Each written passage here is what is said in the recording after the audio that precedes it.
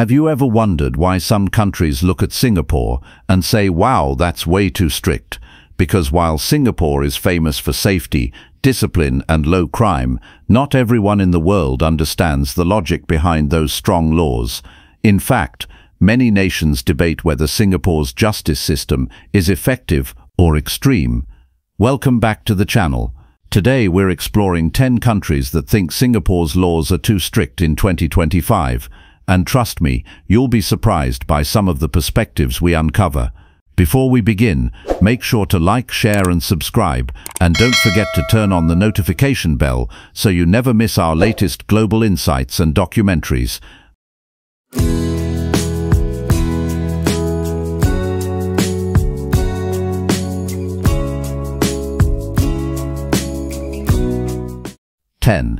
United States. The United States values personal freedom, open expression, and individual rights. Because of this, many Americans see Singapore's legal style as unusually strict. Rules such as fines for littering, bans on certain behaviors in public spaces, and corporal punishment can feel harsh to people from the US, where enforcement is typically less intense. Cases involving public vandalism or disorderly behavior receiving strong penalties in Singapore often spark discussions in American media. However, there is also admiration. Many Americans think Singapore's discipline contributes to its safety, cleanliness, and social stability. The contrast is philosophical. The US prioritizes freedom, while Singapore emphasizes social responsibility and order. 9. United Kingdom. In the United Kingdom, public debate and freedom of speech play major cultural roles. The UK eliminated corporal punishment long ago, so Singapore's continued use of it appears severe to many British observers. Rules such as strict fines for littering, vaping restrictions, and public behaviour regulations can also feel unusually firm. British media often highlights cases where tourists or residents are penalised for actions that might be overlooked in the UK.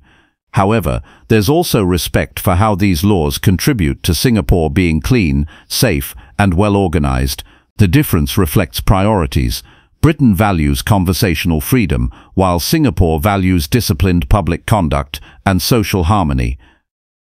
8. Canada. Canada's legal culture focuses heavily on restoration and rehabilitation, aiming to guide people into improvement rather than punish sharply. Because of this, strict fines for everyday infractions such as littering, smoking in restricted places, or vandalism can seem excessive to many Canadians. Singapore's rules for maintaining public cleanliness, orderliness, and respectful conduct may be seen as rigid. However, Canada also appreciates Singapore's stability, multicultural society, and peaceful public environment. Canadians generally do not dislike Singapore's laws. They simply interpret them through a different lens, where the emphasis is on personal trust and responsibility rather than structured enforcement. The contrast is philosophical, not hostile. 7. Australia. Australians often describe their social environment as relaxed and informal. Because of this cultural identity, Singapore's emphasis on structured behaviour, strict public rules, and firm penalties feels intense to many in Australia. High fines for littering, vandalism, and disorderly behaviour are frequently discussed in Australian media. Cases where everyday public actions result in legal consequences can surprise Australians, who are used to more flexible social norms. However, Australia also recognises the benefits of Singapore's order, safe streets, clean cities, and efficient public systems. The difference is cultural. Australia values relaxed freedom, while Singapore prioritises discipline and collective responsibility to maintain public standards.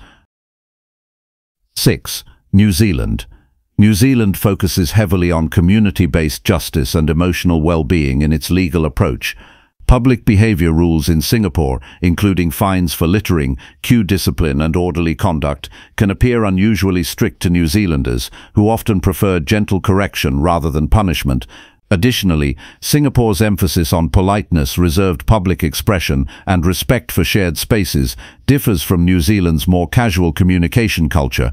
Despite this, New Zealanders often admire Singapore's social order, smooth transportation system, and very low rates of street conflict. The difference is rooted in philosophy. New Zealand encourages relaxed social interaction, while Singapore encourages civility through clear structure and enforcement. 5. Netherlands.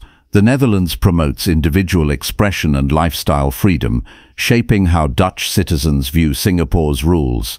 Regulations on public behavior, speech restrictions in certain contexts, and corporal punishment appear too controlling from a Dutch perspective. In the Netherlands, people are generally encouraged to act freely as long as they do not cause serious harm. Singapore, however, emphasizes that small actions affect everyone's shared environment, so it enforces clear rules to maintain harmony. Many Dutch observers respect Singapore's efficient city planning, safety, and cultural diversity, even if they find the behavioral expectations strict. The difference reflects cultural values. Dutch society prioritizes personal autonomy, while Singapore prioritizes collective harmony. 4. Germany. Germany strongly values constitutional freedoms, open public discussion, and citizen participation in government. Because of this, rules in Singapore that set limits on speech, protest, and public expression can seem restrictive to many Germans. Corporal punishment and strict fines for everyday infractions also appear unusually firm. However, Germany respects Singapore's achievements in safety, education, and infrastructure. German discussions often describe Singapore as a model of efficient governance, but one that applies rules more strictly than they would accept at home. The contrast is about balance. Germany believes freedom strengthens society, while Singapore believes stable order is necessary to maintain peace, productivity, and unity. 3. France. France is deeply rooted in a culture of public expression, debate, and protest. Demonstrations are considered part of national identity. Because of this, Singapore's emphasis on controlled public gatherings, reserved expression, and strict civic behavior feels unfamiliar to many French citizens. Rules on orderly public movement, quiet city environments, and respectful conduct may appear rigid. However, France also acknowledges Singapore's success in creating a safe, organized, and efficient society. The difference is philosophical. France celebrates expressive freedom, while Singapore prioritizes community stability and respect for shared spaces. The debate is not about right or wrong. It reflects two different social histories and priorities. 2. Sweden. Sweden believes that society should guide people toward better behavior through support and education, not punishment. This makes Singapore's structured enforcement system, including corporal punishment and firm public conduct rules, seem tough from a Swedish viewpoint. Sweden tends to treat mistakes as opportunities for learning, rather than something requiring strong consequences.